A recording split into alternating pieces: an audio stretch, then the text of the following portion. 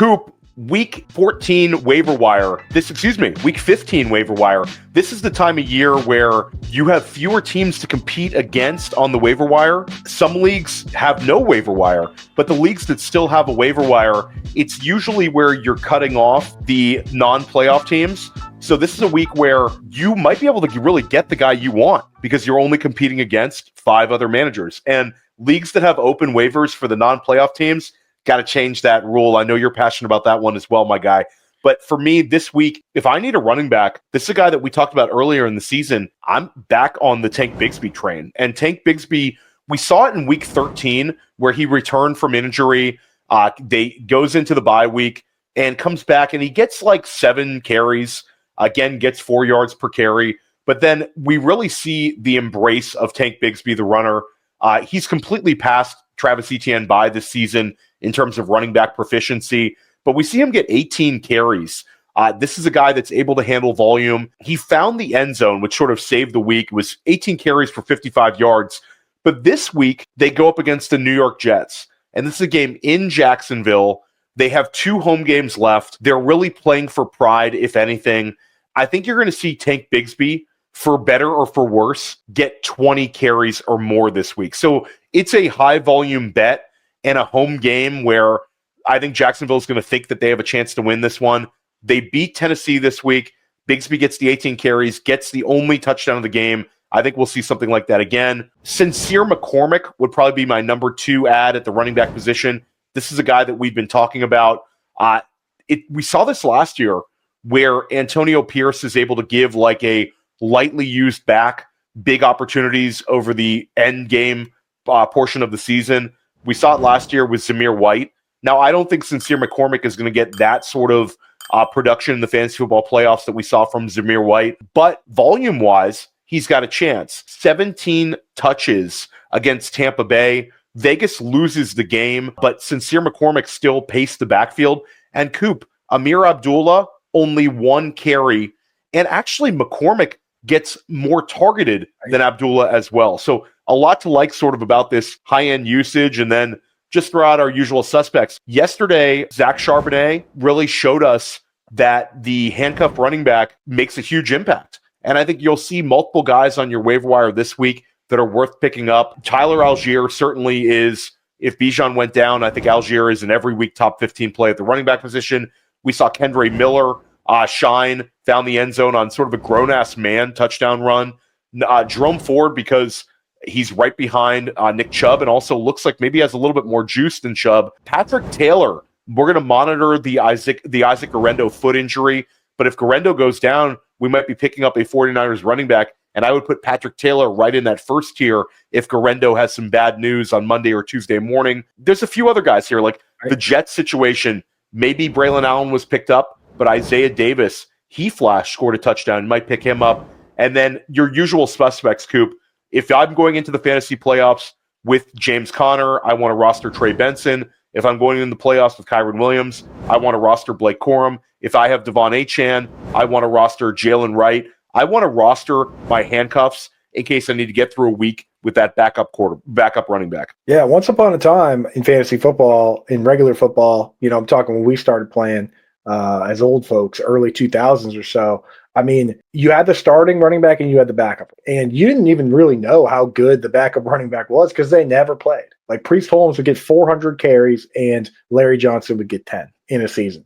And then when Priest Holmes would get hurt and Larry Johnson would play, you'd say, oh, hey, you know what? This guy's good after all. But you didn't have the metrics. You didn't have any of that information. Now, with the split backfield, it is more difficult. But as we've seen, these teams are leaning more into the things that we've always cared about, the metrics, the analytics, and they're looking at it in the eye test even as well and saying, okay, you know what? This guy's just better than that. So it's time to give Tank Bigsby more carries. Chase Brown was better than Zach Moss. Sincere McCormick, clearly better than Amir Abdullah. It's like, this is what we want to chase after. The guys that not only are getting the work, but we look at it and we say, wow, this guy is better. Tyrone Tracy is better than Devin Singletary, right? So, and as we talked about, all along the way, guys get banged up, guys get opportunities. These guys are getting their chances now, so you got to be on top of that. At quarterback, or did you have anything else to say on running back? No, I think you nailed it.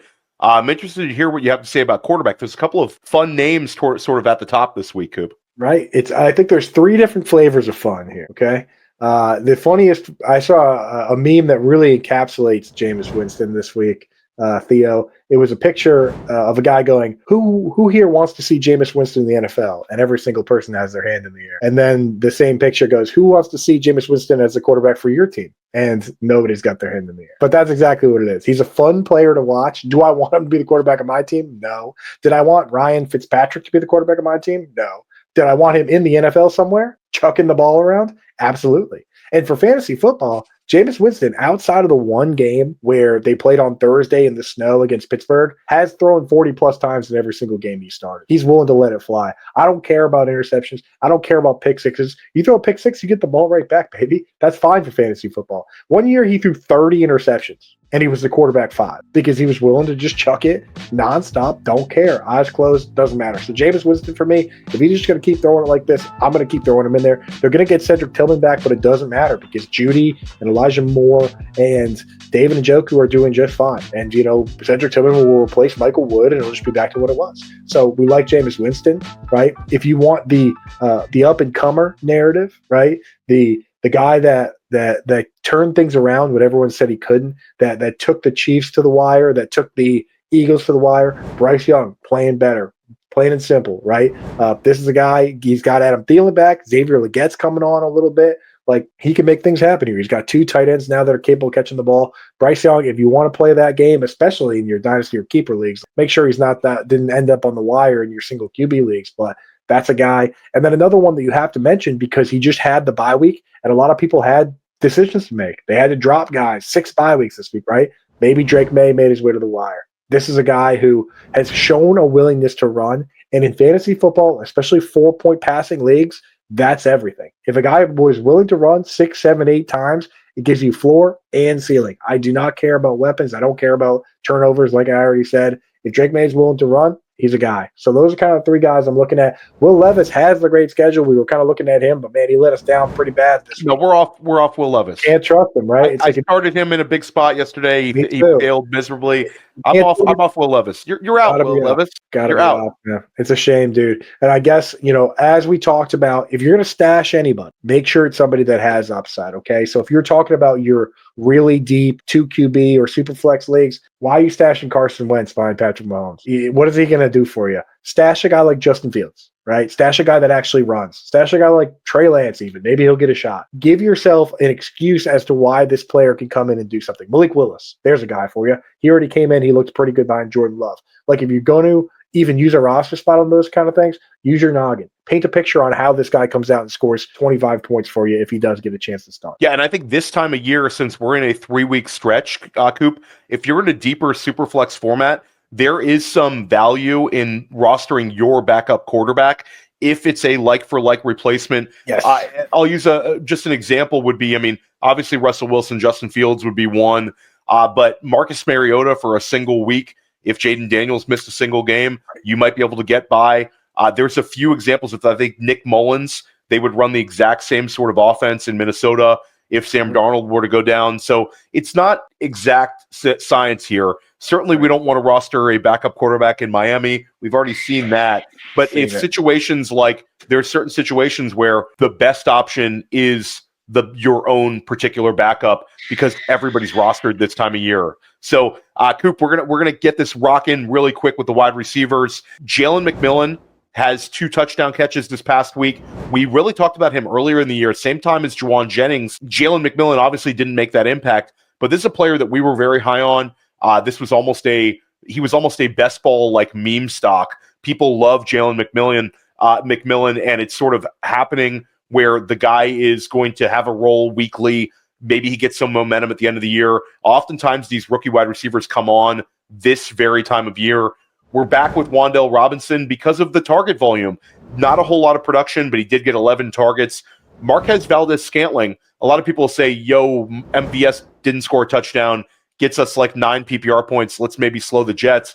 But Coop, he's the most targeted wide receiver in New Orleans, gets 7 targets this week. If MVS gets 7 targets with those sort of air yards, sometimes prayer yards, no matter who the quarterback is in New Orleans, MVS is the one where we'll take some shots. And then keep an eye on 2 players that maybe were cut when they missed some time.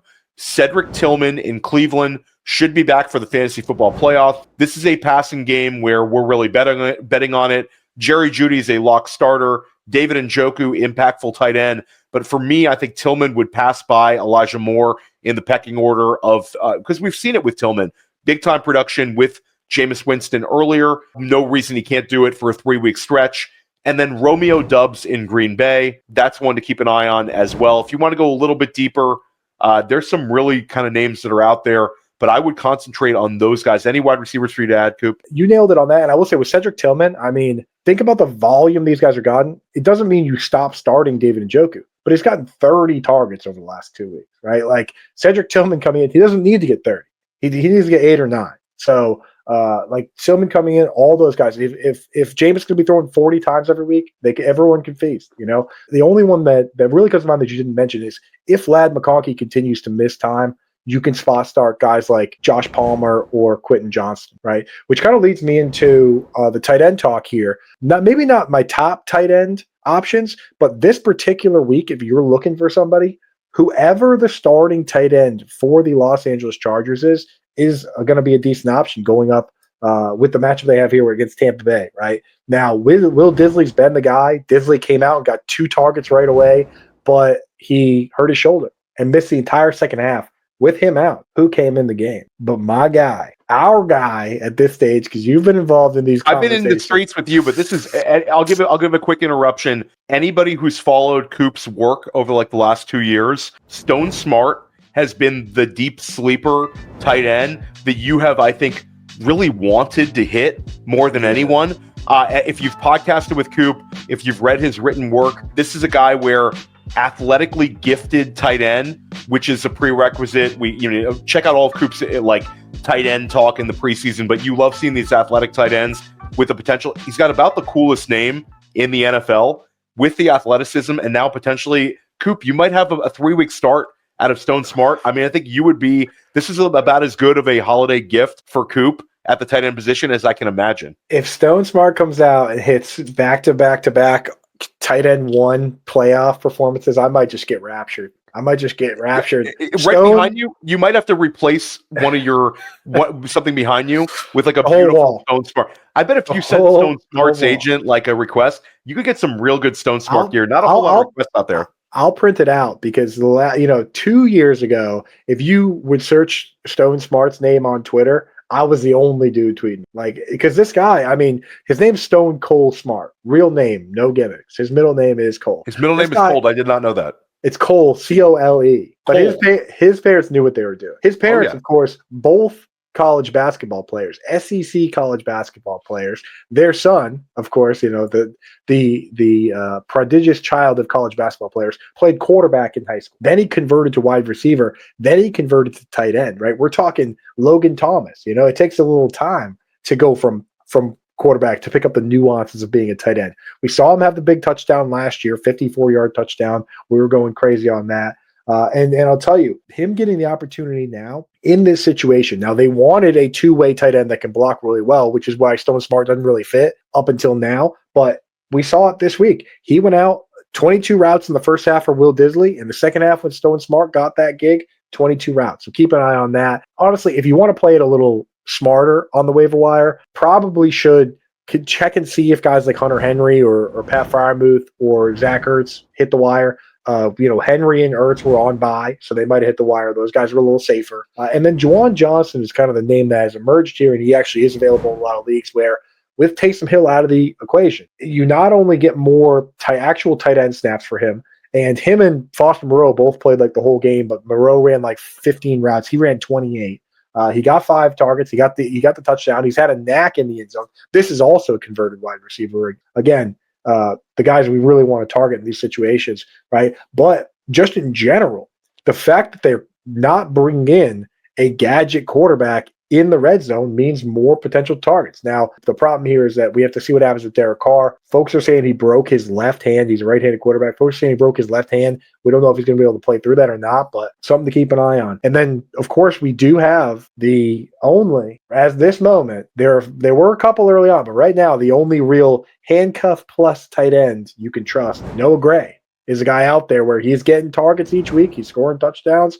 And if something were to happen, God forbid, he steps into a very big role. I guess Isaiah likely also maybe a handcuff plus tight end. Very rare to have that situation where, you know what, it's not the end of the world for you to start this guy, but if something happens, now it goes up and up and up. So that's kind of it in the tight end landscape, unless you had somebody else that I missed. No, I mean, I think if you're in truly desperate tight end premium type start, Grant Calcaterra got the touchdown, but it's very unreliable target volume, had like 3 targets, but he did get the touchdown. That's one where just because of the quality of the offense and his situation where he's on the field the whole time, if you're in dire straits, you might want to take a look at that one. But I much prefer Coop's suggestion of Noah Gray. Juwan Johnson's a guy that I'm still fairly high on just because of the situation at wide receiver there. And I'm really rooting for Stone Smart. I will be like as happy as you are just because this is like you've been hyping this so much. So big shout out to all the people still in the playoffs. If you're watching us this week, shout out to you for your success. Now's the time to bog down. Keep getting the back end of your roster right. And also, Coop, consider blocking if the other teams in your league. So some of these teams are going to be checked out. They made the playoffs. I'm happy, but the real ones are still competing on the waiver wire. The real ones are the ones who are going to go after it, get that money, get that trophy, and get those bragging rights in your league. And Coop, you'll close it out. What do you think of leagues where non-playoff teams are still making waiver wire bids? Here's my thought on it, okay? Obviously, there are a lot of leagues that have prizes, weekly prizes or consolation brackets, whatever you have. That's fine. Do yourself a favor. Right now, today, before the waivers run, make the rules clear. No matter how you want to do it however you want. You can let everybody keep playing. You can tell everybody to shut the hell up. Make sure the rules are clear because there's no going back and putting those players back in the bottle once Timmy decides he wants to spend his $200 he didn't spend all year. So just make that clear up front. I've seen leagues ruined over less, dude. So that's where I'm going to live on it. Oh yeah, I'm with you completely. Whatever you want to do, make it clear, okay? Losers bracket, consolation bracket, that doesn't apply. It's the fantasy football championship. Get out of the way. And if you're a commissioner, set some rules. We're going to see you back here week 16. We're in crunch time. Let's go get those W's. Good luck to you in your league. Coop, I'll see you back here next week.